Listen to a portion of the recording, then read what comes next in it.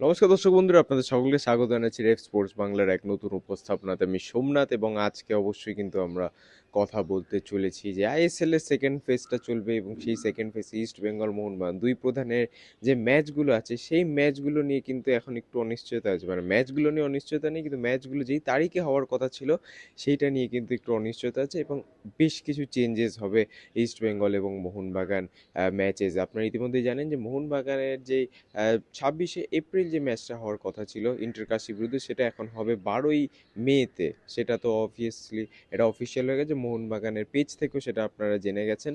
But এরপরে যদি কথা বলি ডার্বি 17 তারিখ, সেই ডার্বি হওয়ার কথা 17ই মে, যেটা আগে হওয়ার কথা ছিল 3রা মে। সেই 3রা মের ডার্বিটা এখন হবে 17ই মে।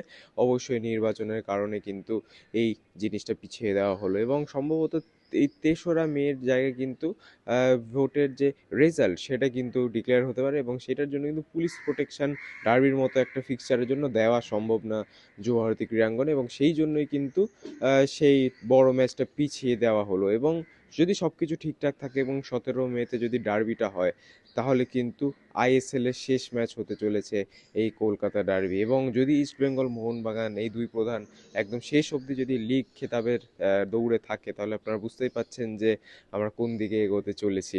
বাট অবশ্যই এখন আপাতত যদি ডার্বিটা সাইড রাখি, কারণ অবভিয়াসলি আইএসএল লাস্ট ম্যাচ নিয়ে যদি কথা না বলে আগের ম্যাচগুলো নিয়ে কথা বলি, তাহলে কিন্তু এখানে ইস্ট বেঙ্গলেরও দুটো ম্যাচ পিছানোর বা দুটো ম্যাচের ডেট চেঞ্জ হওয়ার সম্ভাবনা আছে। এক, 24 এপ্রিল তারা খেলতে চলেছিল পাঞ্জাব এফসির বিরুদ্ধে এবং সেই ম্যাচের কিন্তু আপাতত দুটো ইকুয়েশন সামনে আসছে, মানে দুটোর মধ্যে একটা কিন্তু সলিউশন হতে পারে। এক, 24 তারিখের ম্যাচটা 24 তারিখেই হবে, কিন্তু সেটা যুব ভারতীতে একটা ক্লোজ ডোর ম্যাচ হবে। সেটাও কিন্তু ইস্টবেঙ্গল ট্রাই করছে প্রশাসনকে বলে, যাতে একটা ক্লোজ ডোর ম্যাচ করানো যায়। যেহেতু প্রিপারেশন এখন ইস্টবেঙ্গল শুরু করেনি এখনও অবধি, যখন ভিডিওটা রেকর্ড করেছে এখনও তারা ছুটিতে আছে, এখনও তারা শুরু করেনি প্রিপারেশন। হ্যাঁ, তো 7 তারিখ আরেকটা ইকুয়েশন আছে যে 7 তারিখ 7ই এপ্রিল ম্যাচটাকে প্রিপোন করা, অর্থাৎ এগিয়ে দেওয়ার একটা কিন্তু এখানে একটা সম্ভাবনা তৈরি হচ্ছে, বা এটা কিন্তু আহ, বলেছে কর্তৃপক্ষ, কিন্তু এটা একটা সাজেশন দিয়েছে যে আপনারা ম্যাচটা কিন্তু আগেও খেলে নিতে পারেন, যেহেতু এখানে একটা ব্রেক আছে। ইন্ডিয়ার ম্যাচ 31 তারিখই শেষ হয়ে যাবে, প্লেয়াররাও সবাই দুদিনের মধ্যেই চলে আসবে। তো 7 তারিখে একটা ডিসেন্ট টাইম ম্যাচটা খেলার জন্য, সেখানে আপনারা খেলতে পারেন 7ই এপ্রিল। কিন্তু ইস্ট বেঙ্গলের যে ম্যানেজমেন্ট তারা কিন্তু রাজি হচ্ছে না, কারণ কেন একটা ম্যাচ যেটা অলরেডি পরে শিডিউল করা আছে সেটা তারা ইচ্ছা করে আগে খেলবে। এবং অবশ্যই ইস্টবেঙ্গল ম্যানেজমেন্ট চাইছে সেটা 24 এপ্রিল করে দিলে বেটার, ক্লোজ ডোর ম্যাচ। আর প্রশাসন কিন্তু বলছে যে আপনারা 7ই এপ্রিলে কিন্তু এই ম্যাচটা খেলতে পারেন, যেহেতু এখনও কিন্তু বেশ কিছুদিন টাইম আছে। আজকে 31 তারিখ যখন ভিডিওটা রেকর্ড করছি, 7 তারিখ অর্থাৎ 7 দিন কিন্তু সময় বাকি আছে।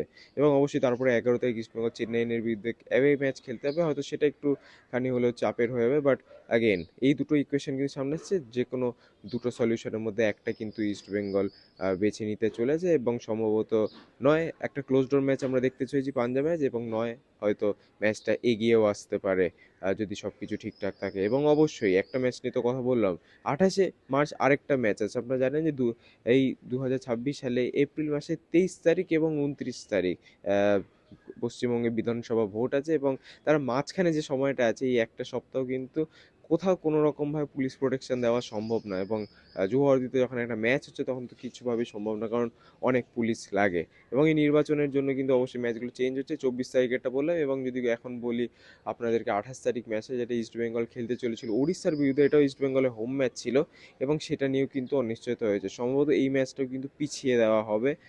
এই ম্যাচটা নিয়ে আপাতত স্টেডিয়াম চেঞ্জের কোনো কথা হয়নি। মাঝখানে শোনা ছিল ইস্টবেঙ্গল হয়তো কালিঙ্গা স্টেডিয়ামে খেলতে পারে ভুবনেশ্বরে, বাট কেন কোনো টিম তাদের হোম অ্যাডভান্টেজকে ছেড়ে দেবে? হয়তো এই ম্যাচটা পিছিয়ে যাবে, মে মাসের কোথাও কোনো একটা তারিখে হতে পারে, কারণ শুরুর দিকে যেহেতু ডার্বিটাও পিছিয়ে যাচ্ছে, 3 তারিখের জায়গাটা কিন্তু ফাঁকা হয়ে আছে। তো সেখানেও কিন্তু এই ওড়িশা এফসির ম্যাচটা হতে পারে।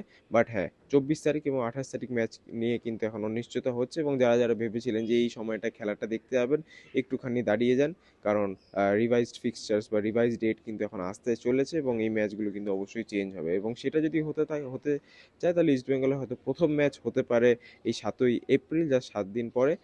সেকেন্ড ফেজের প্রথম ম্যাচ 7ই এপ্রিল, তারপরে 11ই এপ্রিল, তারপরে পরপর 16ই এপ্রিল ইস্টবেঙ্গলের ম্যাচ আছে বেঙ্গালুরুর বিরুদ্ধে, সেটাও যুবভারতী ক্রীড়াঙ্গনে। এরপরে যে 24 এবং 28 তারিখের ম্যাচটা ছিল সেটা কিন্তু চেঞ্জ হতে পারে। বাট তারপরে অবশ্যই Mumbai city FC away, Inter Kashi home, derby আছে পরপর। তো এইভাবে কিন্তু মাঝখানে যে এপ্রিলে একদম লাস্ট উইকেট যে ম্যাচগুলো, সেটা কিন্তু অবশ্যই দুই প্রধানেরই যদি মাথায় রাখতে হয় তাহলে কিন্তু চেঞ্জ হচ্ছে, কারণ ওই 30 থেকে 29 তারিখের মাঝখানে কিন্তু দুই প্রধানের যদি কথা বলি তাহলে তিনটে ম্যাচ আছে। ইস্ট বেঙ্গলের ম্যাচ ছিল 24 তারিখ এবং 28 তারিখ, মোহনবাগানের ম্যাচ ছিল 26 তারিখ, এবং এই তিনটে ম্যাচই কিন্তু চেঞ্জ হয়েছে। আপনারা যদি দেখেন মোহনবাগানের ম্যাচটা পুরোই ডেটটা চেঞ্জ হয়ে গেছে। সম্ভবত ইস্ট বেঙ্গলের যে 24 এবং 28 তারিখের ম্যাচটা হবে সেটাও কিন্তু ডেটটা চেঞ্জ হয়ে যেতে পারে, এবং যদি চেঞ্জ হয় তাহলে অবশ্যই ইস্ট বেঙ্গল 24 তারিখের ম্যাচটা কিন্তু আগে খেলতে চলেছে, এই 7ই এপ্রিল, জাস্ট 7 দিন পরে। তো আপনাদের কি মনে হয় যে রিভাইজ ফিক্সচার নিয়ে একটা আপডেট ছিল, এটা দিয়ে দিলাম। তো আপনাদের কি মনে হয় যে একটা ম্যাচ যেটা আগেই হয়তো ডিসাইড করা ছিল সেটা পিছাতে হলে পোস্টপোন করলে ভালো, নাকি আগে এনে আসা ভালো? কারণ এখন একটা ব্রেক আছে এবং এখন কিন্তু খেললে সুবিধাও হবে ইস্ট বেঙ্গলে আমার পার্সপেক্টিভে, কারণ এইখানে 11 দিনের একটা সময় ছিল ইস্ট বেঙ্গলের কাছে, এবং এই মাঝখানে কিন্তু একটা ম্যাচ অ্যাডজাস্ট করে দেওয়া যায়। কারণ পোস্টপোন করে যদি দেওয়া হয় জিনিসটা তাহলে মের যে মান্থটা সেখানে কিন্তু অনেক বেশি টাইট ফিক্সচার হয়ে যাবে, এবং জানেন মে মাসে গরমটা কিভাবে পড়ে। সেখানে যদি নিয়মিত ম্যাচ খেলতে হয় সেখানে কিন্তু অবশ্যই প্লেয়ারদেরও একটা ধকল থাকবে এবং চোট পাওয়ার কিন্তু প্রবণতা আরও বেশি বেড়ে যায়। আপনাদের কি মনে হয় এই রিভাইজ ফিক্সচার নিয়ে? অবশ্যই কমেন্টসে জানাতে ভুলবেন না, এবং অবশ্যই এরকম East Bengal Mohun Bagan related update, practice update তো আপনারা পেতেই থাকবেন। আজকে এই মোহনবাগান ম্যাচের বা মোহনবাগান ম্যাচে আর দুদিন বাকি মাত্র, 2 তারিখ আমরা চলে যাচ্ছি জামশেদপুরের উদ্দেশ্যে, এবং তার আগে জোহারদিতে মোহনবাগান কীভাবে প্র্যাকটিস করছে, জামশেদপুর বধের কী পরিকল্পনা রয়েছে সার্জিও লোবেরা, সেসব নিয়ে অবশ্যই আমরা কথা বলবো, এবং সেই ভিডিও আপনারা পেয়ে যাবেন বিকেলের মধ্যেই। তো অবশ্যই চোখ রাখতে ভুলবেন না রেড স্পোর্টস বাংলা পর্দা। অসংখ্য ধন্যবাদ ভিডিওটা দেখার জন্য। আপনাদের সাথে আবার দেখা হবে পরবর্তী ভিডিওতে। ততদিনে ভালো থাকবেন, সুস্থ থাকবেন এবং নমস্কার।